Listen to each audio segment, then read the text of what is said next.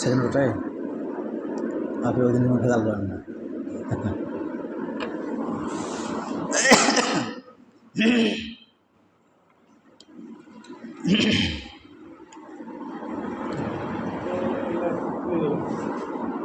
আচ্ছা থাক থাক।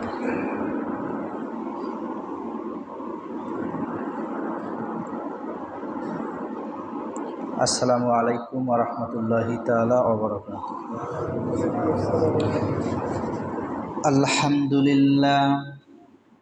আলহামদুলিল্লাহি নাহমাদুহু ওয়া নাস্তাঈনুহু ওয়া নাস্তাগফিরুহু ওয়া নাউযু বিল্লাহি মিন শুরুরি আনফুসিনা ওয়া মিন সাইয়্যাতি আ'মালিনা।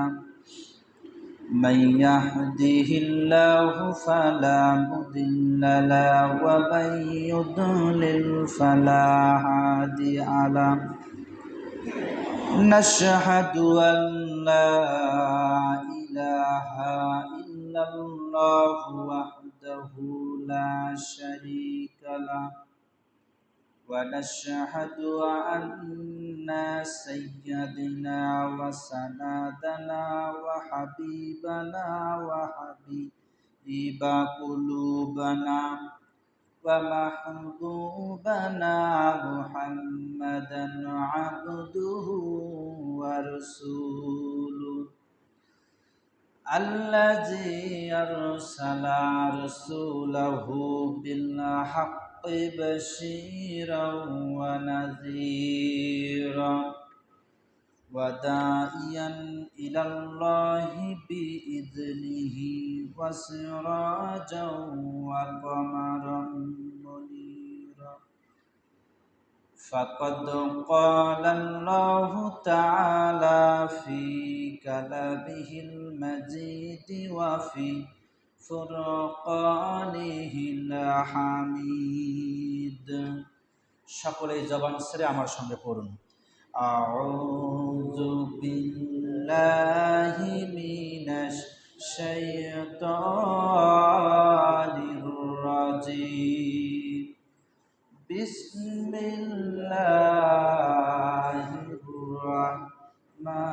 রাহমানির রাহিম।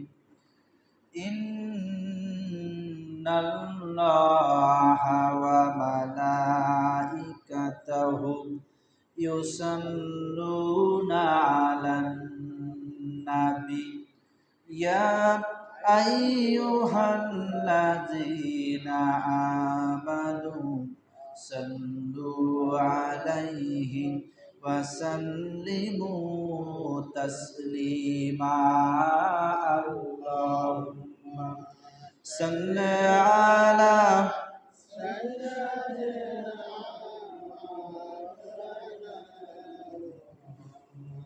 ওয়া আলা আলি সাইয়্যিদিনা।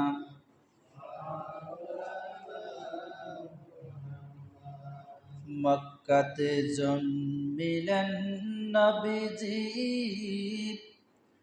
মক্কায় থাকতে দিল না কাফেরের অত্যাচার। নবী হিজরত করলেন মদিনা। আল্লাহুম্মা সাল্লি আলা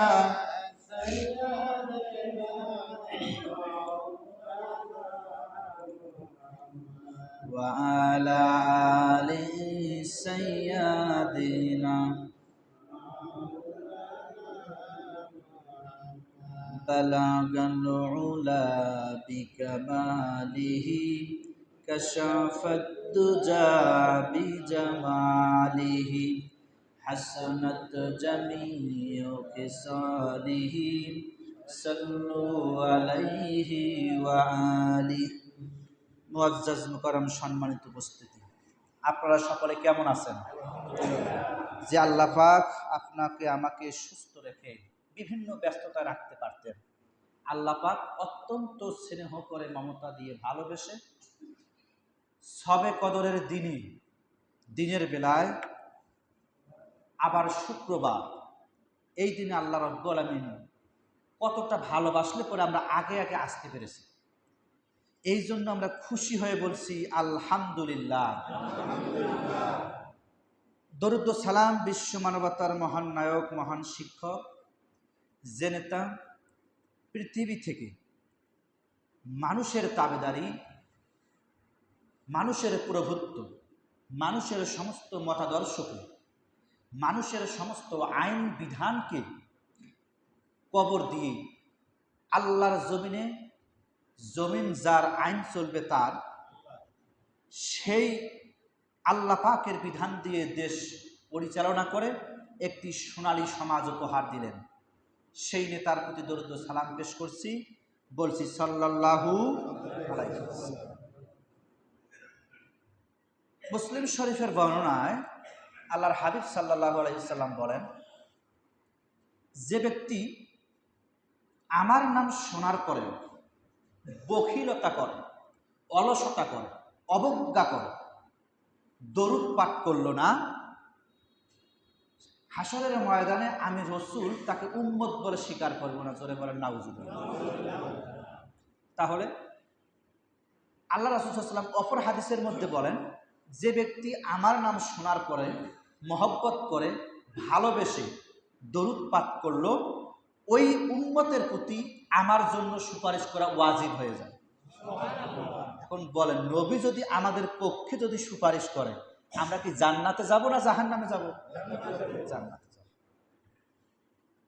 এই জন্য বিশ্বনবী সাল্লাল্লাহু আলাইহি ওয়াসাল্লাম তার উম্মতদেরকে বলেছেন যে তোমরা যদি কোনো নবী পয়গম্বরের নাম যদি নাও, তখন তোমরা সবসময় তাদের প্রতি দরুদ পেশ করবে, তাদেরকে সালাম প্রদান করবে, তাহলে তোমাদের আমলনামায় অসংখ্য নেকি লেখা হবে। প্রিয় হাজরিন, আমরা আজকে জুমার দিনে যে বিষয়ের উপর আলোচনা শুনব, বিষয়টা হচ্ছে, শিরোনামটা হচ্ছে ঈদুল ফিতরের আগে এবং পরে কিছু করণীয় রাসূল সাল্লাল্লাহু আলাইহি ওয়াসাল্লামের রেখে যাওয়া সুন্নাত। এই সুন্নতগুলো যদি আমরা মানতে পারি, তাহলে আমরা মাঠে উপস্থিত হয়ে 2 রাকাত নামাজ আদায় করার পরে আমরা যখন হাত তুলে আল্লাহ রাব্বুল আলামিনের কাছে প্রার্থনা করব, আল্লাহ রাব্বুল আলামিন তিনি তার রসুলের আদর্শ বাস্তবায়ন করার কারণে সমস্ত মানুষকে সমস্ত গুনাহ খাতা, সগীরা গুনাহ বলেন, কবিরা গুনাহ বলেন, যাহা গুনাহ করেছি সমস্ত গুনাহ খাতা আল্লাহ রাব্বুল আলামিন মাফ করে দেবেন। সম্মানিত হাজির, তাহলে বলেন, আজকে যে বিষয়ের উপর আমরা আলোচনা শুনবো, সব বিষয়গুলোই হচ্ছে রসুলের সুন্নাহ। এই বিষয়গুলো আমাদের জানার দরকার আছে না নাই? প্রিয় হাজিরিন, আল্লাহ রাসূল সাল্লাল্লাহু আলাইহি ওয়াসাল্লাম জুমার দিনে, রমাদান মাসে জুমআতুল বিদা, আজকে হচ্ছে কি জুমাতুল বিদা, রমাদানের শেষ জুমা। আমরা আর রমাদানের এই জুমা আর পাবো না। হয়তোবা আল্লাহ পাক যদি আপনারা আমার হায়াত দীর্ঘ করে থাকেন, তাহলে হয়তোবা আগামীতে আমরা এই জুমা আবার পেতে পারি। কথা বলেন ঠিক কিনা? যেহেতু আজকে জুমআতুল বিদা, আল্লাহ রাসূল সাল্লাল্লাহু আলাইহি ওয়াসাল্লাম জুমআতুল বিদায় তিনি বক্তৃতা করতে উঠবেন, মেম্বারে উঠবেন। তিনি যখন প্রথম সিঁড়ি যখন পার হয়ে প্রথম সিঁড়ি যখন পা দিয়েছেন, ওই সময় সাহাবা ইকরামরা সকলেই সামনে বসে চাতক পাখির মতো চেয়ে আছে জুমআতুল বিদায় রসুল কি বক্তব্য দিবেন। কিন্তু রসুল যখন মেম্বারের উপর যখন পা দিলেন, তিনি যখন উঠলেন, ওই সময় তিনি বললেন আমিন। সাহাবারা মনে মনে চিন্তা করতে লাগলো, আমরা কিছুই বললাম না, রসুল বলল আমিন, ব্যাপার কি? রসুল যখন দ্বিতীয় সিঁড়িতে যখন পা দিবেন, তিনি তার ঠিক সেখানেও বললেন আমিন। এবার রসুল যখন তৃতীয় সিঁড়িতে যখন পা দিবেন, রসুল সেখানেও বললেন আমিন। সাহাবা ইকরামরা নামাজ শেষে রসুলকে বললেন, ইয়া রাসূলুল্লাহ, ইয়া হাবিবাল্লাহ, আপনি প্রথম সিঁড়িতে পা রাখার পরে আমিন বললেন, দ্বিতীয় সিঁড়িতে আমিন বললেন, তৃতীয় সিঁড়িতেও আমিন বললেন, মিম্বরে ওঠার সময়, এর রহস্যটা আমরা বুঝতে পারলাম না। বিশ্বনবী জনাবে মুহাম্মদুর রাসূলুল্লাহ সাল্লাল্লাহু আলাইহি ওয়াসাল্লাম সাহাবীদেরকে ডাক দিয়ে বললেন, ও আমার সাহাবীরা, তোমরা মনোযোগ দিয়ে শোনো, আমি কি কারণে আমিন বললাম। আমি যখন মিম্বরে উঠব, এই মিম্বরে ওঠার সময় আমার কানে কানে জিবরিল আমিন আলাইহিস সালাতু ওয়াস সালাম আমার কানের মধ্যে এসে ফিসফিস করে বলে দিল, ইয়া রাসূলুল্লাহ, ইয়া হাবিবাল্লাহ, আপনার উম্মতের মধ্যখান থেকে রমাদান মাস পাওয়ার পরে যেই বান্দাটা নিজের গুনাহগুলোকে মাফ করাতে পারলো না, নিজের গুনাহগুলোকে ঝরাতে পারলো না, নিজের আমলনামা থেকে গুনাহগুলো জ্বালিয়ে পুড়িয়ে ভস্ম করে দিতে পারলো না, ওই ব্যক্তি ধ্বংস হোক। রাসূল তখন আমি বিশ্বনবী বলেছি আমিন। তাহলে চিন্তা একটু করেন তো, রমাদান মাস পাওয়ার পরে নিজের গুনাহ যারা মাফ করাতে পারলো না, ওই সময় জিবরাইল এসে বললেন, ইয়া রাসূলুল্লাহ, আপনার যে উম্মতটা নিজের গুনাহ ঝরাতে পারলো না, আপনার ওই উম্মতটা ধ্বংস হয়ে যাক। রাসূল বলেছিলেন আমিন। এখন বলেন, রাসূলের দোয়া কবুল না মিস? তাহলে রমাদান মাস আমরা পাইলাম, রমাদানের হক আদায় করতে পারলাম না। রমাদান আমাদের কাছে জুমআতুল বিদা আজকে থেকে আমাদের কাছ থেকে চলে যাচ্ছে। কতটুকু গুনাহ ঝরাতে পারলাম, কতটুকু আল্লাহকে সন্তুষ্ট করতে পারলাম? আবার উল্টো কাজ করলাম নাকি? রমাদানের সাথে কোনো গাদ্দারি করলাম নাকি? রমাদান আমাদের সঙ্গে কোনো খারাপ আচরণ পেল নাকি? আমরা কি রমাদানের পরিপূর্ণ হক আদায় করতে পারলাম কি পারলাম না? এই চিন্তা ভাবনা রাসূল সাল্লাল্লাহু আলাইহি ওয়াসাল্লাম মাথার মাঝখানে নিয়ে মেম্বরে বক্তব্য দিতে যাবেন, জিবরিল ওই সময় এসে যখন এই কথা বললেন, আপনার উম্মত ধ্বংস হয়ে যাক যারা নিজের গুনাহগুলো ছড়াতে পারলো না, রাসূল যখন আমিন বলেছেন, সরাসরি দোয়া কবুল করে নিয়েছেন কে? আল্লাহ রাব্বুল আলামিন দোয়া কবুল করে নিলেন। রাসূল যদি রাসূল এই দোয়া করলেন, দোয়া কবুল করলেন আল্লাহ, তার মানে বোঝা গেল রমাদান মাসে যদি আপনি আমি যদি আল্লাহকে রাজি খুশি করতে না পারি, আমাদের আমলনামা থেকে যদি গুনাহগুলো যদি সরাতে যদি না পারি, তাহলে আমাদের থেকে ধ্বংস আর কেউ হবে না। কথা বলেন ঠিক কিনা? এই জন্য আল্লাহ রাব্বুল আলামিন বলেছেন, আস-সাওমু লি ওয়া আনা আজবি, এই রোজা শুধুমাত্র আমার জন্য, এর পুরস্কার কে দিবেন? আল্লাহ রাব্বুল আলামিন নিজেই দিবেন। তাহলে বলেন, এই রমাদান মাস পাওয়ার পরে আমরা কি নামাজটা ঠিকমতো পড়েছি? এই রমাদান মাস পাওয়ার পরে কোরআন কি ঠিকমতো তেলাওয়াত করেছি? রমাদান মাস পাওয়ার পরে আমরা কি মিথ্যা কথা বলা ছেড়ে দিতে পেরেছি? এই রমাদান মাস পাওয়ার পরে আমরা কি সুদ ছাড়তে পেরেছি, ঘুষ ছাড়তে পেরেছি, জিনা, ব্যভিচার, চুরি, ডাকাতি, রাহাজানি, যাহা খারাপ কাজ আছে সবগুলো কি আমরা পেরেছি এগুলো থেকে বিরত থাকতে? মানুষকে কষ্ট দেওয়া থেকে, মুখ দিয়ে মানুষকে একটা কষ্ট দেওয়া থেকে কি বিরত থাকতে পেরেছি? একজনের সাথে কি ভালো আচরণ করতে পেরেছি? এক ভাইকে কি আমরা কোনো দান সদ্গা করতে পেরেছি? আমরা কি এক ভাইকে নতুন কাপড় কিনে দিতে পেরেছি? আমরা এক ভাইকে কি লোকমা খাওয়াইতে পেরেছি? আমরা কি ইফতার করাইতে পেরেছি? আমরা কি করলাম এই রমাদান মাস পাওয়ার পরে? এই জন্য রাসূল বলেছেন আমিন। কেন? রাসূল ভালো করে জানে, যুগে যুগে আমার অনেক গাদ্দার আমার এইরকম করে উম্মত আসবে, যারা সমাজের মধ্যে দাড়ি থাকবে, টুপি থাকবে, জুব্বা থাকবে, কিন্তু আমার সুন্নতের বালাই তাদের ভেতরে থাকবে। সাহাবা ইকরামরা আরজ করলেন, ইয়া রাসূলুল্লাহ, ইয়া হাবিবাল্লাহ, আপনি তো বললেন, আপনি তো আমিন বলেছেন, আল্লাহ রাব্বুল আমিন দোয়া কবুল করে নিয়েছেন। আচ্ছা ইয়া রাসূলুল্লাহ, বলেন তো রমাদান মাসে সব থেকে কোন তিনটা আমল সব থেকে বড়? এরকম তিনটা আমল আমাদেরকে শিখাই দেন। সাহাবা ইকরামরা বললেন, যখন এই প্রশ্ন রাসূলকে যখন করলেন, রাসূল এবার ডাক দিয়ে বললেন, ও আমার সাহাবীরা শোনো, আমার মৃত্যুর পরে, আমার অবর্তমানে আমার উম্মত তোমরা যারা থাকবা, আমার উম্মতেরা তোমরা যারা থাকবে, তোমরা বেশি বেশি করে কোরআন তেলাওয়াত করবে, এবং কোরআন যারা তেলাওয়াত করবে তোমরা তাদের সাথী হয়ে যাবা, তাদের কোরআন শ্রবণ করবা। আর যারা কোরআন এরকম করে বুঝাবে, কোরআনের দার্স দিবে, কোরআনের তাফসির করবে, তোমরা তাদের সঙ্গে সঙ্গ দিবা। তোমরা নিজে যদি করতে না পারো, অন্তত তাদের তেলাওয়াত শুনবা। ও তোমরা যদি এই কাজটা যদি করতে পারো, রমাদানের সব থেকে বড় হক তোমরা আদায় করতে পারবা। এখন হাত তুলে বলেন, কয়জন কোরআন ভালোভাবে পড়ছেন, বুঝছেন? উল্টো চিত্র দেখা যায় গোটা পৃথিবীতে, যেখানেই মুসলমান আছে, যেই পৃথিবীতে মুসলমান কোরআনের দাস জায়গার মধ্যে হয়, রাসূল বললেন কোরআনকে সঙ্গী বানাও, কোরআনকে বুকের সঙ্গে আগলাইয়ে ধরো, কোরআনকে ভালোবাসো। কিন্তু আমরা কোরআন থেকে আজকে মুসলমানেরা পিছনে পড়ে গেছি। কথা বলেন ঠিক কিনা? এই কারণে তো বাংলার জমিনেও মার খায় মুসলমানেরা, ভারতের মধ্যে মার খায় মুসলমানেরা, কাশ্মীরে মারি খায় মুসলমানেরা। এই মুসলমানেরাদেরকে কাফের মুশরিকরা আস্তে আস্তে আস্তে প্রত্যেকটা জায়গায় প্রত্যেকটা দেশের মধ্যে একটু টেস্ট করে দেখেন। যেই দেখে যা মুসলমান তো আগের মতো আর সিংহ শাবকের মতো জাগ্রত হয় না, তখন তারা আজকে ভারতের মধ্যে দেখেন মসজিদগুলো ভেঙে চুরমাচার করে দিচ্ছে। আজকে দেখেন প্যালেস্টাইনের মধ্যে মুসলমানদেরকে মেরে শেষ করে দিল, 50,000 ছাড়িয়েছে।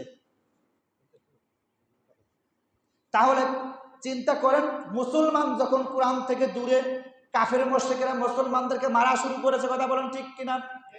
রসুল বলল তোমাদের কোরআন ছেড়ে দাও, তাহলে তোমরা কোরআনের হক আদায় করতে পারবে না।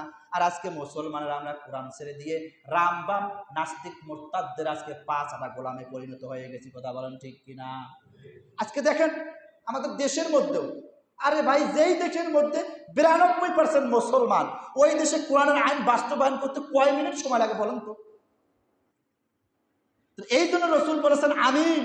এই জন্য রসুল আমিন বলেছে, কারণ গাদ্দার উম্মত হবে, এরা কোরআনের আইন জমিনের মধ্যে চাবে না। কেন? ওরা হবে বালাম বিন বাউলার উত্তরসূরি, ওরা হবে আব্দুল্লাহ বিন উবাই ইবনে সুলুলের উত্তরসূরি। ওরা ঠিক আমাকে নবী হিসেবে মানবে, সবকিছু মানবে। ওদের স্বার্থের মধ্যে যখন আঘাত লাগবে কোরআন থেকে পিছপা হয়ে কোরআন ওয়ালাদের বিরুদ্ধে আবার অবস্থান গ্রহণ করবে। কথা বলেন ঠিক কিনা? এরা হলো গাদ্দার উম্মত।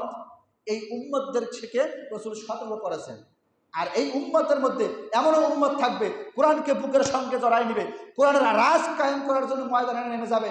ওই সমস্ত উম্মতদেরকে আমি রসুল তাদের পক্ষে সাফায়াত করা ওয়াজিব হয়ে যায়। সম্মানিত বন্ধুগণ আমার, তাহলে এই রমাদান মাস কোরআন নাজিলের মাস, বরকতের মাস। এই কোরআন যদি আপনার আমার পক্ষে যদি সাক্ষী দেয়, আপনি আমি জান্নাতি। কোরআন যদি আপনার আমার বিরুদ্ধে যদি সাক্ষী দেয়, আপনি আমি জাহান্নামী। এই জাহান্নাম থেকে কি আর কারো বাঁচার কোনো কারো সুপারিশ গ্রহণ করা হবে? সম্মানিত হাজিরিন, তাহলে রসুল আমিন বললেন। এবার সাহাবা ইকরামরা বলেন, ইয়া রাসূলুল্লাহ, তারপরে বলুন তো আমরা কোন আমলটা আরো বেশি বেশি করব? তখন রসুল সাল্লাল্লাহু আলাইহি ওয়াসাল্লাম ডাক দিয়ে বলেন, শোনো, তোমরা যে আমলটা বেশি বেশি করবা, যে এই মাসে তোমরা বেশি বেশি দান সদকা করবা। এটা হচ্ছে 2 নম্বর আমল। এবার রসুল ডাক দিয়ে বলেন, শোনো সাহাবীরা আমার, 3 নম্বর আমলটা হলো তোমরা মানুষের সঙ্গে সুন্দর ভাষায় কথা বলো। মানুষের সঙ্গে কোন ভাষায় কথা বলো? সুন্দর ভাষায় কথা বলো। আজকে দেখেন আমাদের সমাজের মধ্যে সুন্দর ভাষা তো দূরের কথা, একজন ভালো কাজ করবে ওটা বাধা প্রদান করে। আছে না নাই? কথা বলেন, আছে না নাই? সম্মানিত হাজিরিন, তাহলে মানুষের সঙ্গে সুন্দর কথার যে কত ফজিলত, এটা যদি আপনি আমি যখন জানতাম, আর এর নেকি যদি আমাদের এই সম্পর্কে জানা থাকতো, তাহলে প্রত্যেকটা মানুষ কোনো মানুষকে কষ্ট না দিয়ে মানুষের সঙ্গে ভালো আচরণ করত এবং সুন্দর সুন্দর মানুষদেরকে ভালো কথা বলত। আজকাল মানুষের সঙ্গে একটা হুট করে একটা কথা বললেই আর মনে করছে আমি বড় হয়ে গেলাম। একজনের কথাকে উল্টাইয়া আমি ওই জায়গার মধ্যে কথা বলে মানে আমি নিজে নিজে ভাবি কি আমি মনে হয় এলাকার পাতি মাস্তান, আমি এলাকার মধ্যে বড় হয়ে গেলাম, আমি এলাকার মধ্যে নেতা হয়ে গেলাম, এটা সে মনে করে। কিন্তু আল্লাহ রাসূল সাল্লাল্লাহু আলাইহি ওয়াসাল্লাম বলছেন, না, তোমার যখন একজনের কথাকে দেবে রাখার জন্য, তার সত্যটাকে গোপন করে মিথ্যাটাকে প্রচার করার জন্য তোমার যখন উঠে পড়ে লাগো সমাজের মধ্যে, তখন বুঝতে হবে ওই সমাজ থেকে আমি আল্লাহ রাব্বুল আলামিন রহমতের ফেরেশতাদেরকে উঠায় নিয়ে গজবের ফেরেশতা নাজিল করি। নাউযুবিল্লাহ। তাহলে আপনাকে আমাকে কতটুকু কথাবার্তাগুলো, কতটুকু আচরণ ভালো করলে পরে আপনার আমার উপরে আসমান থেকে আল্লাহ পাক ফেরেশতা রহমতের ফেরেশতা নাজিল করে আপনার আমার উপরে আল্লাহ রাব্বুল আলামিন রহমত পৌঁছাই দিবেন। আর আপনি যখন মানুষকে কষ্ট দেন, একজন মানুষ যখন কষ্ট পায়, কষ্ট পাওয়ার সঙ্গে সঙ্গে তার দিল, তার মন সাক্ষী দেয় কার কাছে? আল্লাহকে। মন প্রাণ দিয়ে তখন যখন বলে, তখন আল্লাহ রাব্বুল আলামিন এই দিনের কথা আল্লাহ রাব্বুল আলামিন সঙ্গে সঙ্গে তার দোয়া কবুল করে নেয়। যেই দোয়া করবে আপনার বিরুদ্ধে, ওই যে দোয়াই আল্লাহ রাব্বুল আলামিন কবুল করে নেবেন। দেখবেন যে আপনার অভাব ছাড়েন। স্ত্রীর সাথে আপনার কোনো ভালো সম্পর্ক নাই, খালি খারাপ না। সন্তান আপনাকে দেখতে পারে না, সন্তান ডাইলখোর, মদখোর, গাঞ্জাখোর, ফেন্সিডিলখোর, সর্বনিম্ন বিড়িখোর। আছে না নাই?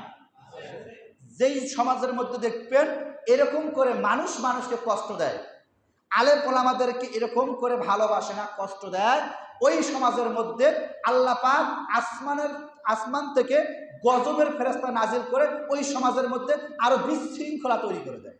নাউযুবিল্লাহ বলেন।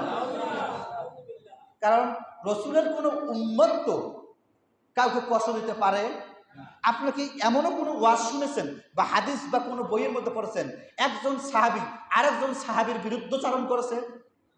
কিন্তু মাসালা মাসাইল নিয়ে দুই একটা কথা এদিক সেদিক আছে, 19-20, কিন্তু তাদের ভিতরে যে দাঙ্গা, তাদের ভিতরে যে হামলা, তাদের ভিতরে যে ক্ষমতা নিয়ে যে মারামারি, এরকম কিন্তু ছিল না। যদিও বা ইয়াজিদ এই ঘটনাটা ঘটিয়েছিল, এটা পরবর্তী যুগে কিন্তু খলিফাদের ভিতরে এটা ছিল না। কিন্তু ইয়াজিদ নিজের ক্ষমতার জোরে, নিজের রক্তের জোরে তিনি এইরকম একটা ঘটনা ঘটাইছিলেন। তিনি তার বাবার কাছ থেকে জোর করে তিনি এরকম ক্ষমতা নিয়ে তিনি হোসাইনের বিরুদ্ধে যুদ্ধ ঘোষণা করেছিলেন। সম্মানিত হাজরিন, তাহলে মুসলমান যখন মুসলমানদের বিরুদ্ধে লেগে যায় তখন অন্য জাতি চান্স পেয়ে যায়। হিন্দু, বৌদ্ধ, খ্রিস্টান তারা চান্স পেয়ে মুসলমানদেরকে নিধন করার চেষ্টা করে। কথা বলেন ঠিক কিনা? সুতরাং মুসলমানদেরকে এখনই ঐক্য গঠন করতে হবে। আমরা যদি ঐক্যভাবে থাকতে যদি না পারি, একটা কোরআনের পথে যদি এক কোরআনকে মেনে, এক আল্লাহকে মেনে, রসুলকে নেতা মেনে যদি সামন দেখে যদি আঘাত দিতে না পারি, আজকে দেখেন ফিলিস্তিন যেভাবে মায়ের খাচ্ছে, ইসরায়েল ধ্বংস করে, ইসরায়েল আজকে ফিলিস্তিনকে ধ্বংস করে দেওয়ার পা তারা করতেছে। 50,000 মা বোনদের, ভাই বোনদের রক্ত, শিশুদের রক্ত দিয়ে আজকে প্যালেস্টাইন আজকে লালে লাল হয়ে যাচ্ছে। এরকম পরিস্থিতি আমাদের বাংলার জমিনেও হবে। কথা বলেন ঠিক কিনা? আজকে আমরা দেখতে পাচ্ছি বাংলার জমিনে রাম বাম যারা মুসলমান নামধারী, কিন্তু তারা বামের আজকে পথ অনুসরণ করে তারা আজকে বলতেছে সংসদের মধ্যে কোরআন দেওয়ার কোনো প্রয়োজন নাই। রাজনীতি এক জিনিস, কোরআন এক জিনিস। এরকম করে যদি আমরাও মুসলমানেরা যদি নীরব থাকি, আমরাও যদি আজকে যদি কোনো প্রতিবাদ যদি না করি, তাহলে যেভাবে করে ইন্দোনেশিয়ার ধ্বংস হয়ে গেছে, যেরকম করে ব্রাজিল ধ্বংস হয়ে গেছে, যেরকম করে মুসলিম বিশ্বগুলো এরকম করে ধ্বংস হয়ে গেছে। এক সময় মুসলমানদের রাজত্ব ছিল, আজকে মুসলমানরা আজকে প্রায় 1450 বছর, প্রায় 1000 বছর পরে আজকে গ্রিসের মুসলমানেরা নামাজ পড়ার অনুমতি পেয়েছে। 1000 বছর পর নামাজ পড়ার অনুমতি পেল।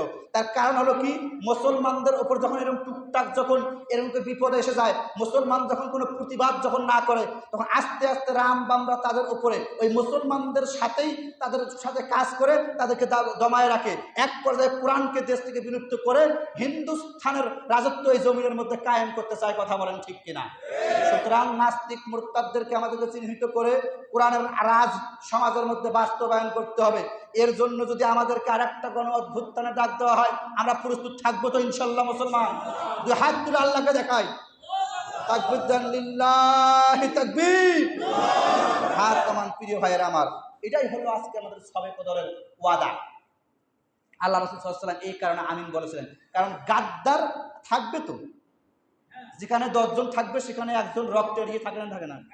দেখবেন তো 9 জন একটা করেছে, একটা করে বসিয়েছে, ভেজাল বাজাইতে।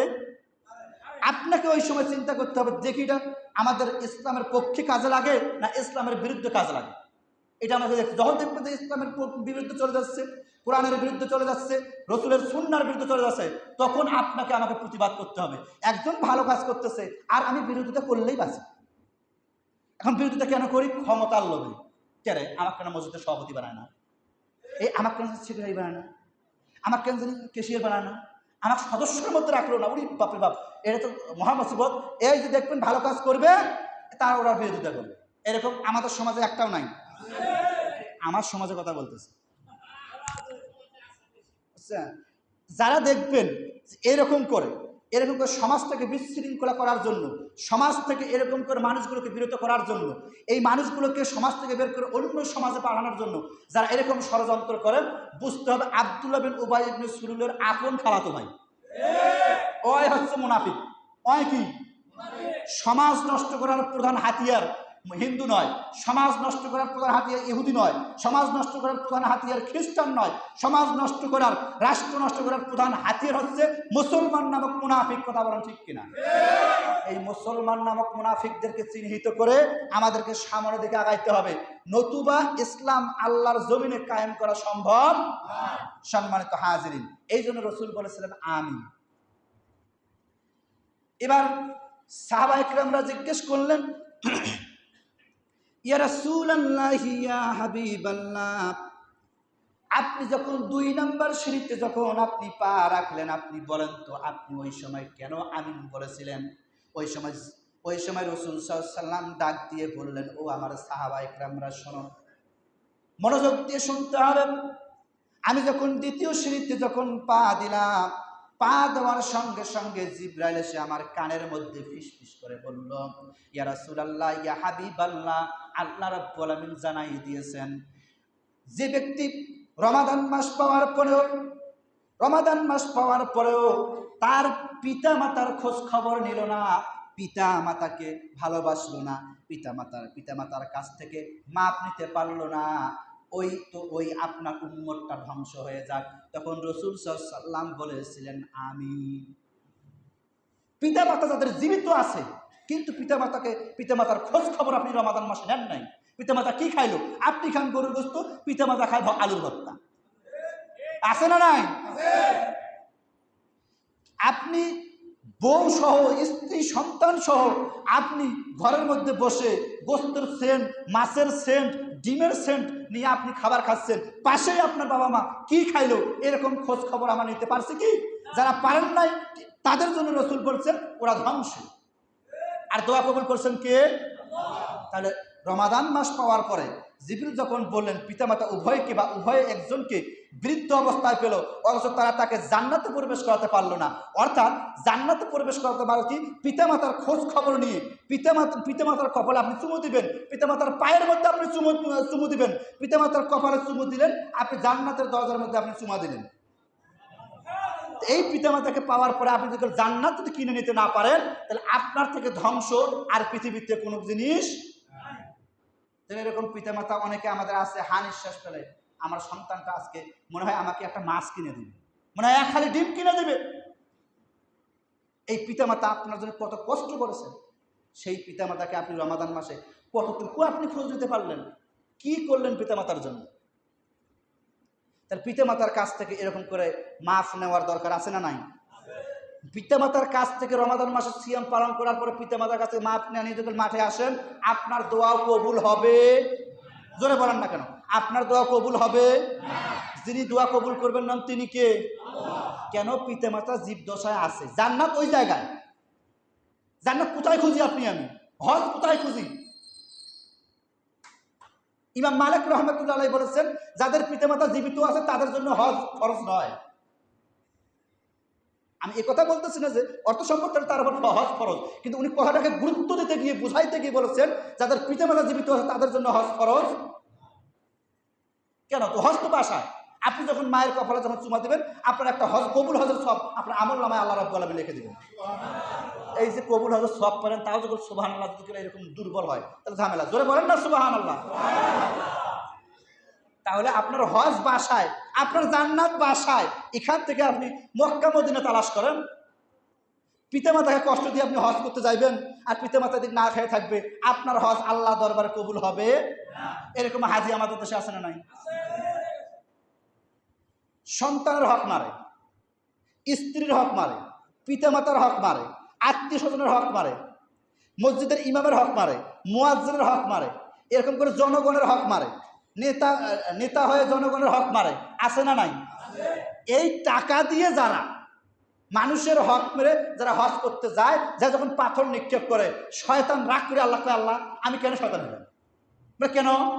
যে এই যে বড় শয়তান মানুষের হক মারিয়ে এই জায়গার মধ্যে আছে, কত মানুষের হক মারিয়ে এই টাকা নিয়ে এসে আসে হজ করে আসে, আমাকে পাথর মানায়। আমি তো আল্লাহ একটা হুকুম অমান্য করছি, ও কতগুলো মানুষের হক নষ্ট করে আমাকে এসে পাথর মানায়, আমার তার থেকে তো বড় শয়তান তো হয়। সুতরাং আল্লাহ ওর হজ কবুল করে না, আল্লাহকে তোর দোয়া কবুল। আপনি মানুষের হক মারিয়ে আপনি হজ করতে যাবেন আর এই হজ আল্লাহ দরবার কবুল হবে? কোশ্চিন কালেও কবুল হবে না। আপনার হজ বাসায়। সম্মানিত বন্ধুগণ আমার, তাহলে আপনাকে আমাকে হজ করতে হবে, কিন্তু পিতামাতা আপনার বাসায় আছে, আপনি পিতামাতার সেবা করেন, পিতামাতাকে ভালোবাসেন, তার কখন কি প্রয়োজন তখন আপনি সে তার সামনে উপস্থিত করেন। এই জন্য আল্লাহ রাব্বুল আমিন কুরআনুল কারীমের মধ্যে বলেছেন ওয়াকাদা রাব্বুকা আল্লা তা'বুদু ইল্লা ইয়্যাহু ওয়া বিল ওয়ালিদাইনি ইহসান। আল্লাহ পাক বলেছেন নবী আপনার উম্মতদেরকে জানায় দাও, আপনার উম্মতরা যদি আমার ইবাদত করার পরে পরেই ওরা যাদের কথা মানবে, যাদের হুকুম পালন করবে, যাদের কথা মতো চলবে, যাদেরকে ভালোবাসবে, যাদেরকে স্নেহ করবে, যাদেরকে মমতা দিবে, তিনি হচ্ছেন তার মা এবং বাবা। সুবহানাল্লাহ। আল্লাহর ইবাদতের পর কার আনুগত্য করতে হবে? পিতামাকে মানতে হবে, পিতামাতাকে মানতে হবে, আনুগত্য করতে হবে। মা বলেছেন বাবা নামাজে যাও, আমাকে নামাজে যেতে হবে। মা বলেছেন বাবা আমাকে একটু পান এনে দাও, আপনি ঘাট থাকবেন, হ্যাঁ আমার কাছে টাকা নাই। আপনি যে ঘাটটার আমার কথা বললেন, পিতামাতাকে কষ্ট দিলেন, পিতামাতা উফিল্লাকুম, পিতামাতা যদি আপনার কারণ যদি পুর শব্দটা যদি কেউ বলে, আপনার কপালের মধ্যে জাহান্নামের সিল মেরে দেওয়া হয়। তাহলে এই রমাদান মাস পাওয়ার পরে যারা তার পিতামাতাকে বৃদ্ধ অবস্থায় পেল অথচ তাকে জান্নাতে প্রবেশ করাতে পারলো না, অর্থাৎ পিতামাতার সেবা করে সে জান্নাত লাভ করতে পারলো না, রসুল বললেন আমিন, কেন তারাও ধ্বংস হয়ে যাবে। সম্মানিত হাজির, এরপরে 3 নাম্বার, আল্লাহ রাসূল সাল্লাল্লাহু আলাইহি ওয়াসাল্লাম যখন তৃতীয় সিঁড়িতে যখন উঠলেন তখন তিনি বললেন আমিন। কেন আমিন বললেন? রসুল ডাক দিয়ে বললেন, ও আমার সাহাবীরা শোনো, আমি নবী তোমাদেরকে জাহান্নামের পথকে পরিহার করে জান্নাতের পথ দেখানোর জন্য এই পৃথিবীর জমিনে আমি আগমন করেছি, আমি পৃথিবীতে এসেছি। ও আমার সাহাবীরা, তায়েফের ময়দানে আমি রক্ত ঝরিয়েছি, নিজের দান মোবারক শহীদ করে দিয়েছি।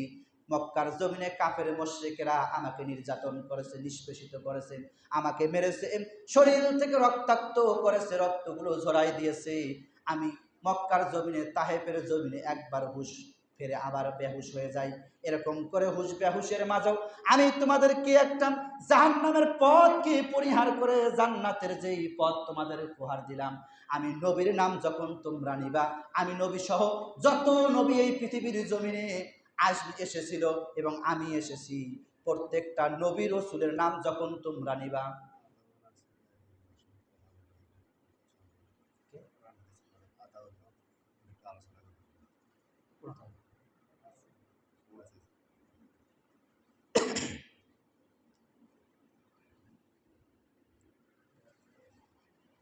রসুল ডাক দিয়ে বললেন, শোনো সাহাবীরা, ওই সময় কোন নবী বা রাসূলের নাম যখন তোমাদের সামনে উচ্চারিত হবে, আমার নাম যখন তোমরা শুনবে, ওই সময় যদি আমার প্রতি যদি দরুদ যদি তোমরা পেশ না করো, জিবরাইল এসে আমার কানে কানে বলে দিয়ে গেল, আপনার নাম নেওয়ার পরে যদি দরুদ না পড়ে আপনার ওই উম্মতটাও ধ্বংস হয়ে যাক। তখন আমি রসুল বললাম আমিন। এখন বলেন, নবীর নাম নেওয়ার সঙ্গে সঙ্গে, রসুলের নাম নেওয়ার সঙ্গে সঙ্গে মুখ বন্ধ করে থাকবেন না, দরুদ পাঠ করবেন? দরুদ পাঠ করার দরকার আছে? রসুল তৃতীয় সিঁড়িতে উঠে যখন আমিন বললেন, কেন জিবরাইল বলেছিলেন আপনার নাম নেওয়ার সঙ্গে সঙ্গে যদি দরুদ যোগ্য না পড়ে আপনার ওই উম্মতটা ধ্বংস হয়ে যায়। প্রিয় হাজরিন, তাহলে নবীর নামের সঙ্গে সঙ্গে দরুদ নেওয়ার দরকার আছে না নাই? আজকে দেখেন আমাদের দেশের মধ্যে নবীর নাম তো নেওয়া দূরের কথা, কিছু নাস্তিক মুরতাদ নবীকে নিয়ে কটূক্তি করে, নবীর নাকি চরিত্রের মধ্যে ঝামেলা ধরে, বলেন নাউজুবিল্লাহ। এরকম নাস্তিক আমাদের দেশে একটাও নাই, আছে না নাই? ওরা আবার কি কাজ করে, ওরা কোরআনের আবার ভুল বাই করে, কোরআনের মধ্যে ভুল আছে। নবী যদি তোমাদের নবী যদি এত ভালো হয় তাহলে তিনি কেমন করে 7 বছরের একটা মেয়েকে বিবাহ করলেন? এটা তো বাংলাদেশের আইনে এটা তো নাবালিকা অর্থাৎ শিশু বাচ্চাকে ধর্ষণ করা। এই মন্তব্য তারা করেছিল, নাউজুবিল্লাহ বলেন। আচ্ছা বলেন, রাসূল যে আয়েশা রাদিয়াল্লাহু তাআলা আনহাকে বিয়ে করেছেন, সিদ্ধান্ত কার? আল্লাহ কি বোঝে না ছোট? ওরা বেশি বোঝে, এই নাস্তিকেরা এরা বেশি বোঝে। এই বেশি বোঝার কারণে, এই নাস্তিকেরা বেশি বোঝার কারণে যুগে যুগে সময়ের পরিক্রমায় তারা জুটা পিটা খায়। কথা বলেন ঠিক কিনা? একদল বলেছিল না যে আমরা 41 সাল পর্যন্ত থাকবো, আমাদের কেউ নামাতে পারবে না। যারা এই কথা বলেছিল তারাই নাস্তিকদেরকে লালন পালন করেছিল। কথা বলেন ঠিক কিনা? আল্লাহ বলে নাপাক লোকদেরকে তুমি লালন পালন করবে 41 সাল নয়, 24-এর 5 আগস্ট জুতা পিটা করে দেশ থেকে ভারতে পাঠাবো। কথা বলেন ঠিক কিনা? পাঠাইছেন কিনা? যারা নাস্তিক মুরতাদদের পক্ষে যারা এরকম করে অবস্থান গ্রহণ করে আর আলেম ওলামাদের বিরুদ্ধে যারা অবস্থান গ্রহণ করে, বুঝতে হবে ওরাও নাস্তিক মুরতাদ। কথা বলেন ঠিক কিনা? যারা কোরআনের বিরুদ্ধে যারা অবস্থান গ্রহণ করে, তাদেরকে যারা রায় দিয়ে যখন মাথায় নিয়ে তাদের আশেপাশে যখন ঘোরাফেরা করে, এরকম আলেম ওলামাদেরকে মিথ্যা মামলা যখন জেলখানায় বন্দী করে, আল্লাহ রাব্বুল আলামিন ওই দেশের মধ্যে গজব নাজিল করে। যাদের কারণে গজব আসে ওদেরকে জুতা পিটা করে। কথা বলেন ঠিক কিনা? জুতা পিটা করছে কিনা? কয়েকদিন আগে গেলাম, একজনের একটি প্যান্ট ট্যান্ট খুলে জান গিয়ে শুধুমাত্র রাখছে। আমি চিন্তা ভাবনা করলাম ওটা রাখার কি দরকারটা ছিল? ওটাও খুলে নেওয়ার দরকার ছিল। কারণ এই সমস্ত বদমাইশদের কারণে কোরআনের রাজ বাংলার জমিনে কায়েম হতে লেট হচ্ছে। কথা বলেন ঠিক কিনা? সম্মানিত বন্ধুগণ আমার, তাহলে আমাদেরকে খুব সেন্সিটিভ থাকতে হবে। এক নাম্বার হলো যে এই রমাদান মাস পাওয়ার পরে আমরা যেন গুনাহগুলো ধরাইতে পারি। আমরা এতদিন যাহা করেছি আজকেই আমরা তওবা করবো। আল্লাহ আর অন্যায় করব না, আর সুদ খাবো না, আর ঘুষ খাবো না, আর জিনা ব্যভিচার চুরি ডাকাতি রাহাজানি মানুষকে কষ্ট দেওয়ার মতো কোনো রকম কথা আমি বলবো না। এরকম করে আমরা ওয়াদা করতে পারবো তো ইনশাল্লাহ? আমাদের ওয়াদা করতে পারি। আমাদের দোয়া কবুল করে নেবেন কে? আমলনামা থেকে গুনাহগুলো ধরাই দিবেন কে?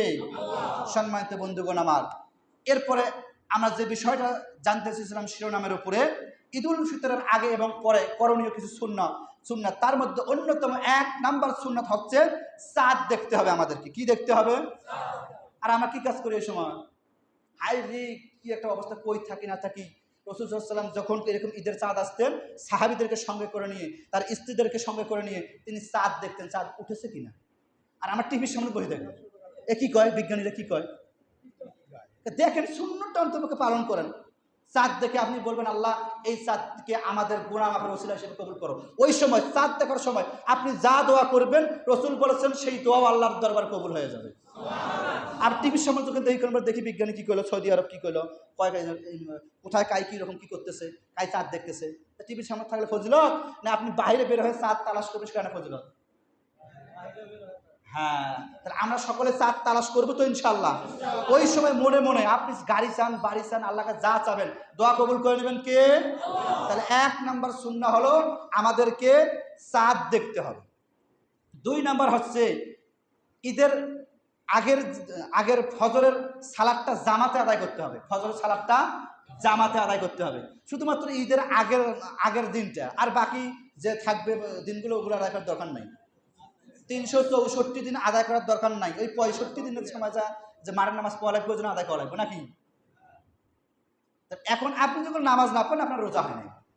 কারণ আল্লাহ পাক বলছেন ইয়া আইয়ুহাল্লাযিনা আমানু, হে ঈমানদারগণ, তোমরা যখন ঈমানদার যখন দাবি করো, আকিমুস সালাত, তোমরা নামাজ কায়েম করো।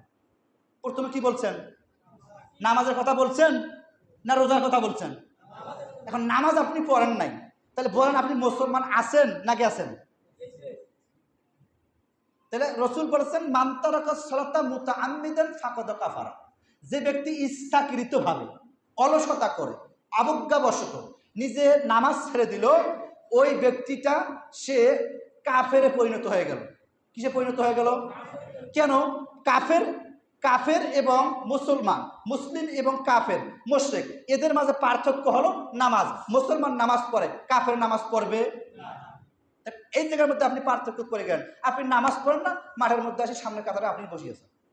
আর যারা রোজা করে নামাজ পড়লো তাদের খবরের পিছনে কাতারা। লজ্জা থাকা তো দরকার আপনার আমার, ন্যূনতম লজ্জা থাকা দরকার। কি রে, আমি এত বেলজ্জা, আমি সামনের কাতারে যাই। উনি আর ফ্যাশন, ওর পোশাকের সাইজ, সুগন্ধি, পারফিউম, ও কি স্টাইল, ওই যা সামনে, ওই যা ওর মানে নেতাগিরি দেখলে মনে হয় আজকে আল্লাহ এখন নাজিল করবে, বুঝছেন না? দোয়া কবুল করে ছাড়বে, বুঝছেন না? এরকম আছে না লোক? বাড়িতে মানুষ দেখবে দেখি বাসার মধ্যে দরজা লাগে ভাত খায়, আছে না নাই? আবার চুরি করে বিড়িও খায়। আমাকে ধরা করছিল একদিন, বুঝছেন? আমি যখন ক্লাস 8-9 পড়ি, তখন আমি ওই স্কিম ভাইট মেশিন স্টার দেয় না, তা আমি ওখানে যা দেখি একজন রোজা আছে, দেখি আমারই এই যে স্যালো মেশিনের ভেতরে ঢুকে কি আমি কি গন্ধ কিসের নেই, স্যালো মেশিনটা বাসায় চলে আসছি, যা দেখি বিড়ির গন্ধ। কে কে কে কে তুই বিড়ি খাইস রে, খবর কি? নেশা ছাড়তেই পারছি তো রোজাতে গেল। কাউকে বলিস না ভাই, কাউকে বলিস না ভাই। তো এরকম লোক আছে না নাই? আবার হোটেলের মধ্যে যা পর্দা ছেড়ে দিয়ে সুন্দর করে ভেতরের মধ্যে চা খায়, আছে না নাই? শয়তান মনে মনে লজ্জা পায়, কে রে আমি শয়তান হয়ে আজকে আমি জেলখানাত বন্দি, শয়তান তো জাহান্নামের মধ্যে বন্দী। এই যে শয়তানের দিকে এমন চার্জ দিয়ে গেছে, আল্লাহ কয় আল্লাহ করলে কোন শয়তান? আমি তো এত চার্জ দেই নাই যে হোটেলের পর্দা নামিয়েও খাওয়া লাগবে। হ্যাঁ, তাহলে এরকম গাদ্দার এলে হচ্ছে গাদ্দার রসুলের উম্মত। এই যে জন্য রসুল বলেছেন আমিন। সুতরাং আমাদের নামাজ পড়ার দরকার আছে না নাই? রমাদান মাসে যেভাবে আমরা নফল ইবাদত করেছি, যেভাবে তাকওয়া অর্জন করেছি, যেভাবে আমরা মিথ্যা পরিহার করেছি, আল্লাহ রসুল সাল্লাল্লাহু আলাইহি ওয়াসাল্লামের দেখানো পথে যেভাবে আমরা চলেছি, এরকম করে আল্লাহ পাক যেন আগামী 11টা মাস আমাদেরকে চলার তৌফিক দান করে, সকলে বলে আমিন।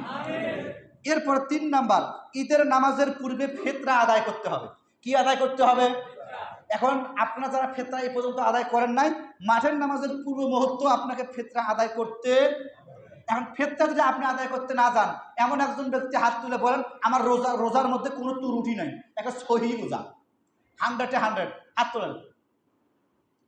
তার মানে ভেজাল। ভেজাল কোন জায়গায় আছে? আমরা মিথ্যে কথা বলছি কি বলি নাই? তারপরে আমরা কোরআন তেলাওয়াত কি ঠিকমতো করেছি? ভুল আছে না নাই? এরপরে আমরা দেখেন তো পিতামাতার সঙ্গে কি সন্তুষ্টভাবে কথাবার্তা বলতে পেরেছি? তা আমরা কি তাদের সঙ্গে ভালো ব্যবহার করতে পেরেছি?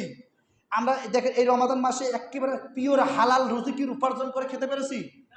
এরকম করে আমরা যে কাজগুলো থেকে বঞ্চিত থাকলাম, রসুলের আদর্শ সুন্নতগুলোকে সঠিকভাবে যে পালন করতে পারলাম না, ত্রুটি আছে না নাই?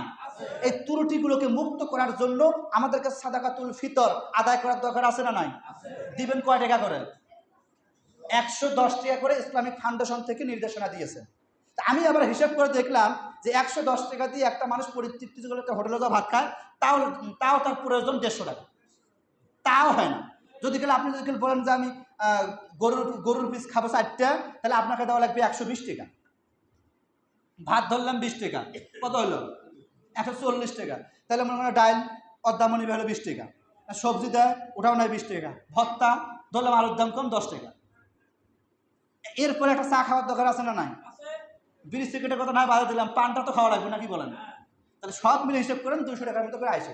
তো যেহেতু ইসলামিক ফাউন্ডেশন থেকে 110 টাকা দিচ্ছে, আপনারা হিসাব করেন, আপনারা যেন সন্তুষ্ট থাকেন, এই সন্তুষ্টের উপরে 110 টাকার উপরে দেওয়ার চেষ্টা করেন। মানে এইটা নির্ধারিত, যেহেতু আলেম ওলামারা অনেক বড় বড় স্কলাররা এটা মত দিয়েছেন, আমরা এটাই বাস্তবায়ন করবো, কিন্তু খুশি হয়ে আর এর উপরে আমরা কিছু দেওয়ার চেষ্টা করবো ইনশাআল্লাহ। সম্মানিত হাজির, এরপরে 4 নাম্বার, বাবা ও মায়ের খোঁজ খবর নেওয়া। তাহলে ঈদের মাঠে যাওয়ার পূর্বে পিতামাতার খোঁজ খবর নেওয়ার দরকার আছে কিনা? সকালবেলা উঠিয়ে ষষ্ঠ ফোন দেবেন, হ্যালো আব্বু আম্মু, উড়ি বাবা, কি শ্বশুর শাশুড়ি খোঁজ। বাপ মাও যে পড়ি আছে, একটা নতুন লুঙ্গি নাই, মায়ের একটা নতুন শাড়ি নাই, ওই দিকের খোঁজ নাই, কি খাইলো না খাইলো ওই দিকের খোঁজ নাই।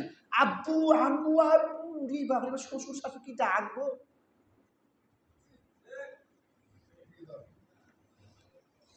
পিতামাতা তার কাছ থেকে মাঠে নামাজের পূর্বে আসার আগে প্রত্যেকেই হাত ধরে হোক পা ধরে হোক অন্যায় করে থাকেন, অবিচার করে থাকেন, মনের মধ্যে কষ্ট দিতে থাকেন, হাত ধরে তো পা ধরে নিয়ে আসবেন, মাপ নিয়ে আসবেন। মাপ না নিয়ে আসলে, মাপ নিয়ে না আসলে ওয়াল্লাহি আল্লাহর কসম করে বলতেছি, আপনার দোয়া মাঠের দিন কবুল হবে না। কথা আমার নয়, রসুল বলছেন। ওই যে একটু হাদিস শোনাইলাম, রসুল আমিন বলেছেন। এখন সুন্দর কথা বলছেন, যাদের পিতামাতা নাই, এখন প্রশ্ন হলো যাদের পিতামাতা নাই তারা কি করবেন, আসতেছি। তারপরে এরপরে 5 নাম্বার, আত্মীয় স্বজন ও বন্ধুদের মাঝে ঈদের দোয়া বলা, অর্থাৎ ঈদের আনন্দ পৌঁছে দেওয়া। তাকাব্বালাল্লাহু মিন্না ওয়া মিনকুম, আরবি না জানলে বলবেন ঈদ মোবারক। এরকম করে অন্ততপক্ষে খোঁজ খবর নিতে হবে। আর আমাদের দেশের মধ্যে একটা রেওয়াজ চালু আছে, যদি ওটা ভালো, যে আপনারা সেমাই চিনি দিয়ে পৌঁছে তাদের সাথে ভালোবাসা, ঈদ আনন্দ এটা উপভোগ করেন। আলহামদুলিল্লাহ, খুব সুন্দর ব্যবস্থা এটা, কারণ হাদিয়া দেওয়াও সুন্নাত, নেওয়াও সুন্নাত। সম্মানিত হাজিরিন, তার মানে আত্মীয় স্বজন বন্ধু বান্ধবীদের খোঁজ খবর নেওয়ার দরকার আছে না নাই? আছে। বান্ধবীদের খোঁজ খবর নেন না, টানে চলে আসছে। এরপরে 6 নাম্বার, বাবা মা মারা গেলে তাদের কবর জিয়ারত করতে হবে। বাবা মা নাই, ওই যে উনি প্রশ্ন করেছিল, বাবা মা নাই, এখন কি করবেন? কাদের কাছ থেকে মাপ নেবেন? কেমনে মাপ নেবেন? এখন আপনি কবর জিয়ারত করবেন। এখন বাবা মার সাথে অন্যায় করে ফেলেছেন, কিন্তু মাপ নেওয়ার ওইরকম সৌভাগ্য হয়নি, এরকম এখন কি করবেন? মাপ তো নিতেই হবে। পিতামাতার কাছ থেকে মাপ না নিলে আপনার কপালের মধ্যে কোশ্চিন কালো জান্নাত জুটবে। ফতোয়ায়ে আলমগীরের মধ্যে এসেছে যে বলা হয়েছে, যাদের পিতামাতা দুনিয়ার জমিন থেকে চলে গেছেন, গভীর মনোযোগ, এই মাসালাটা এর আগেও আমি দিয়েছিলাম। পিতামাতা মারা গেছে কিন্তু মাপ নেওয়ার ওই রকম সৌভাগ্য আপনার হয়নি, আপনি কি করবেন?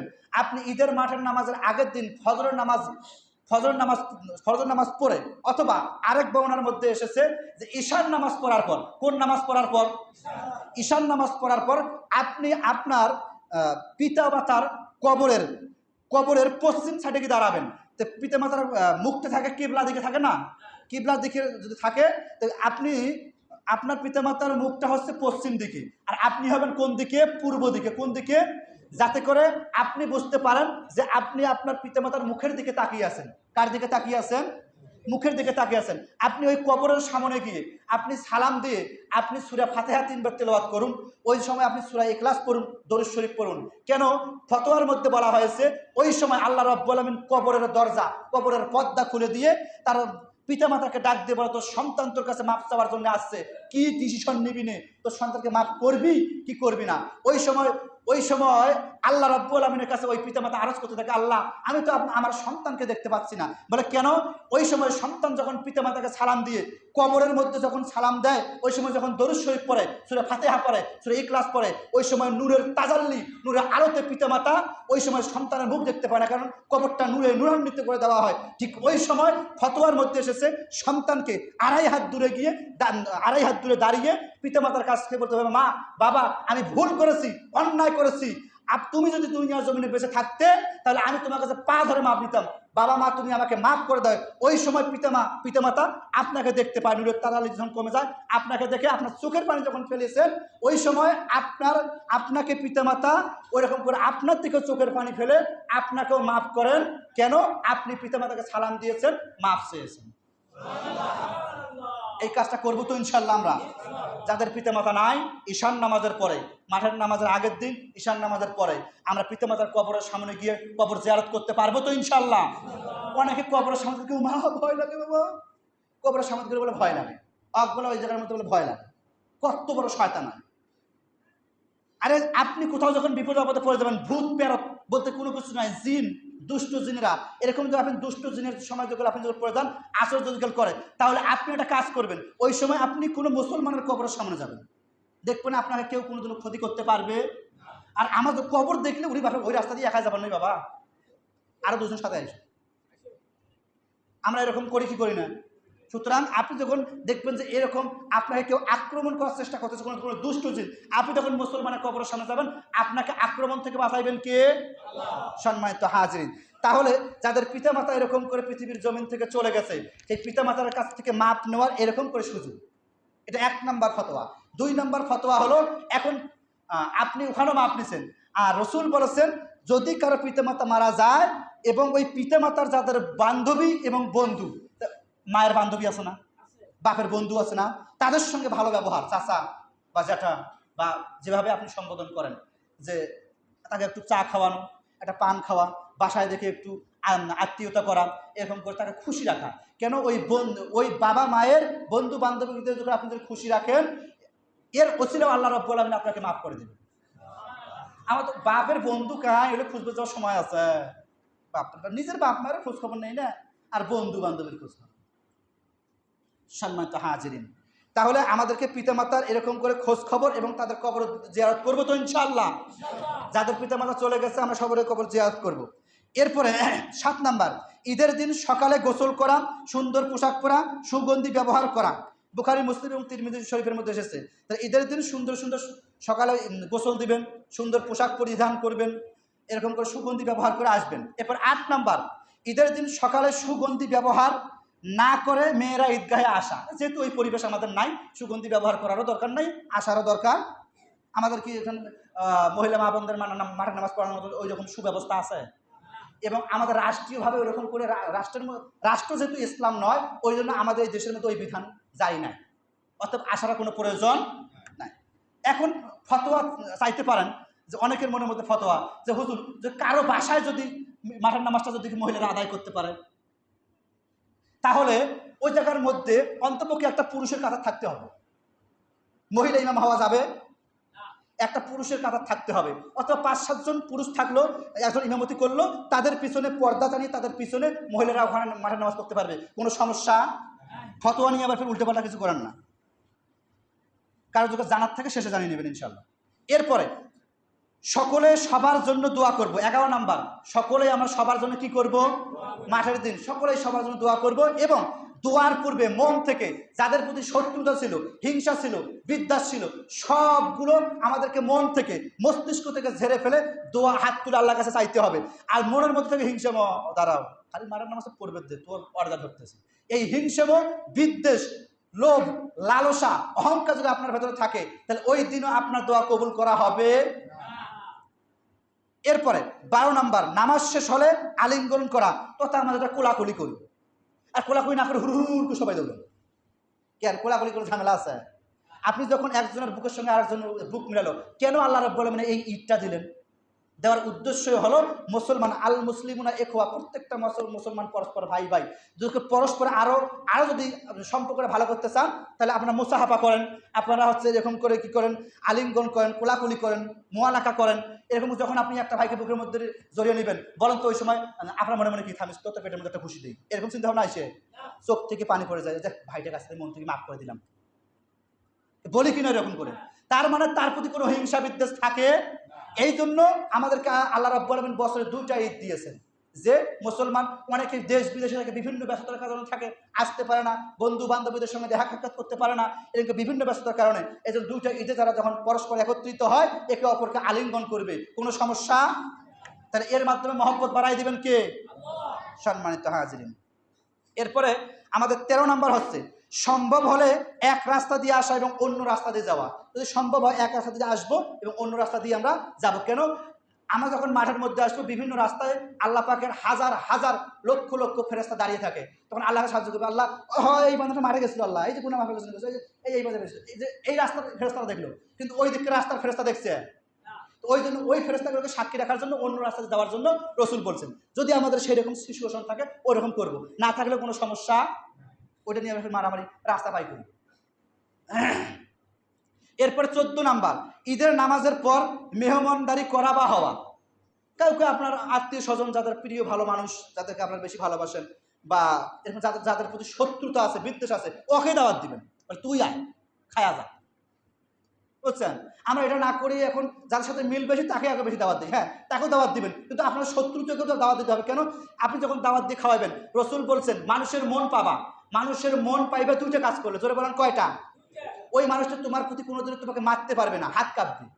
ওই মানুষটা তোমার প্রতি কোনো একটা ডিসিশন নিতে গেলে তার এরকম কলিজা কেঁপে উঠবে। কয়টা কাজ করলে? 1 নাম্বার, তোমার ওই ব্যক্তিটার, ওই বন্ধুটার তুমি খোঁজ খবর নাও। কি নাও? খোঁজ খবর নাও। মাঝে মাঝে ফোন দাও, বন্ধু কেমন আছেন, মেসেজ দাও, বন্ধু কি খবর, ঈদে আমার বাসায় আসিও, খোঁজ খবর নাও। এবং দেখা হলে মাঝে মাঝে হাদিয়া দিবেন। কি দিবেন? হাদিয়ার কথা না এই করলেন, হাদিয়ার কথা বলে করবেন, হুজুর ওই দেখছেন এখন ওই যে মাঠের নামাজ আসবেন, আসছে হুজুর বসে হাদিয়া দেওয়া নাকি, এই ফটো এখন নিয়ে যাবে। আর আমি এলে আমার খানে আসে তো বাবা, মানে এগুলো ওয়াশ করতে গেলেও বিপদ, বুঝছেন না? এগুলো কানে আসে দেখে তো বলবো, হুজুর কেন হুজুর মাঠের নামাজ পড়ে 10,000 টাকা নিয়ে গেল, এ কি করার হুজুর এতগুলো টাকা? তোমার টাকার দরকার আছে, হুজুর টাকার দরকার নাই, হুজুরের পরিবার নাই। সম্মানিত হাজির, তাহলে এরকম করে আমরা মেহমানদারি নিজে কাউকে করাবো অথবা কারো বাড়ির হব। এরপরে 15 নাম্বারে, ঈদের দিন বেশি বেশি দান সদকা করা। ঈদের দিন বেশি বেশি কি করা? দান সদকা করা। কেন? রাসূল ঈদের দিন পকেটের মধ্যে করে কিছু খেজুর নিয়ে যেতেন, রাস্তাঘাটে যখন ছোট বাচ্চাদেরকে পাইতেন, খাও খাও, কিছু টাকা পয়সা হাতিয়ে নিয়ে যেতেন, দিরহাম নিয়ে যেতেন, এবার না কিছু কিনে কিনে কিনে খাও। আর ঈদের দিন ওটা সেরা 5টা এখানে আছে, সেরা 10টা এখানে আছে, ওই যে গেটের মধ্যে বসবে, ইমাম সাহেবের জন্য একটা চান্দা, আর একটা সেক্রেটারি সাহেব কিসের করছিলেন, গেট ভালো করার জন্য, গেটের জন্য একটা চান্দা। এখন 2 পকেটের 2খান 5 সিরে 5 টাকা, নাহলে 2খান কয়েন নিয়ে আসিয়ে ইমাম সাহেবের ওটা একটা, ওই গেটের জন্য আর একটা। এটা হলো হাদিয়া। ওটা ওই 5 টাকা দিয়ে একটা খেজুর হইবে? বলেন, একটা আজোয়া খেজুর বা মরিয়ম খেজুর একটা কিনতে গেলেও আমি হিসেব করে দেখছি 16.5 টাকা করে পড়ে একটা খেজুর, তাহলে 5 টাকা কেমন করে দিলেন? রাসূল দান সদকা বেশি বেশি করতেন, ওই দিন পকেটের মধ্যে খেজুর নিয়ে যাইতেন, কিছু হাদিয়া তোহফা নিয়ে যাইতেন, আর আমরা সিরে টাকা পয়সা নিয়ে আসি। ঈদের দিন আপনারা এত ঈদে যা যা করছেন সব রেকর্ড এবার ভাঙতে হবে। পারবেন তো ইনশাল্লাহ? 50 টাকার নিচে কেউ আসবেন না। আবার ফির টাকা চলে ফির মারাতে আসে বন্ধ করেন, কথা বুঝছেন না? আর করেন না হুজুর টাকা নিয়ে রাখাইছে। আপনি দেখেন একটা জিনিস লক্ষ্য করেন, মনে করেন লুঙ্গি কিনতে গেছেন, লুঙ্গিটার অরিজিনাল দাম হলো 550, আপনার কাছ থেকে নিচ্ছে 600। মনোযোগ, ওর লুঙ্গিটার দাম আছে 550, আপনার কাছ থেকে নিয়েছে কত? কিন্তু আপনি বোঝেন নাই, আপনি অথচ মানুষের 50 টাকা ফাও ফাও দিয়ে আসেন। আপনার স্ত্রীর জন্য শাড়ি কিনতে গেছেন, দাম হচ্ছে মাত্র 7,500 টাকা, আপনার কাছ থেকে নিচ্ছে 25,000 টাকা। ওই জায়গার মধ্যে কত টাকা আপনি বেশি দিলেন? আপনি জানেন শাড়ির দাম এত? জানেন? জানেন না। আপনি যেমন এই যে মরিয়ম খেজুর খেন, আজওয়া খেজুর খেন, আসলে কি এর মূল্য কত জানেন? ওরা চায় কি 1200 টাকা, 800 টাকা, 450 টাকা কেজি চায়, চায় কি চায় না? আপনারা হয়তোবা আপনার আন্তরিকতার কারণে কয় হুজুর আপনাকে দেখে 50 টাকা কম দিলাম, আর তখন যা দেখি ওর থেকে আর 50 টাকা কম দাম, বুঝছেন?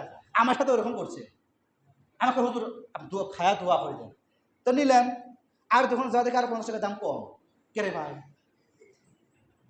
এই যে আপনাকে মানুষ বিভিন্ন জায়গায় ঠকাচ্ছেন, আমরা তো বুঝতেছি না। এখন ঘটনা হলো আমাদের এই জায়গায় তো পরিবারের সকলের জন্য মার্কেট করা হয়ে গেছে, আমাদের গোস্ত মাছ সব কিছু করে। কেন ভাই? দান সৎকা করতে গিয়ে, হাতিয়া দিতে গেলে কেন আপনার আমার হাতটা সংকুচিত হয়ে আসে? কেন সংকুচিত হয়ে আসে? আমার তো এটা বুঝে আসে না। এই জায়গার মধ্যে আমরা নিম্নতম এতদিন যা করেছি আমার রেকর্ড আমরা পরিবর্তন করতে পারবো তো ইনশাল্লাহ।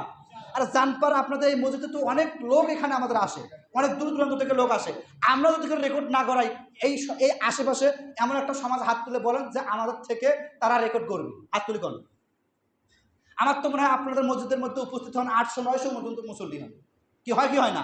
একটা কারো তো আমি হিসেব করে দেখছি প্রায় 38 জন 40 জন করে হয়, এরকম হিসেব করে দেখেন প্রায় 800-900 আপনারা মুসল্লি হন। আর 1 টাকা করে দান করলে তো 1000 টাকা হয়, 2 টাকা দান করলে কতগুলো কোটি টাকা হয়।